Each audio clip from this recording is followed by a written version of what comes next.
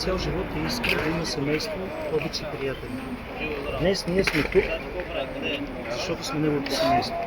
Това, за което настояваме, е справедлив процес и погледа ни обърнат към прокуратурата.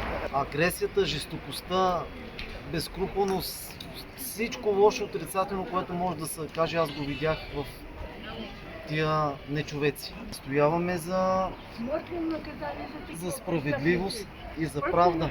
Последната милост, която може да получи Георги, е справедлив процес, а с този отживял наказателен кодекс, който няма никакъв възпиращ ефект в момента, не знам това как ще се случи. Трябва да бъде актуализиран. Той ще посяга и на майка си, ще посяга и на баща си. То няма жал, то няма милост, то няма сърце. Послушайте се, аз съм на 90 години, такова чудо не съм чула и не съм видяла. До живот!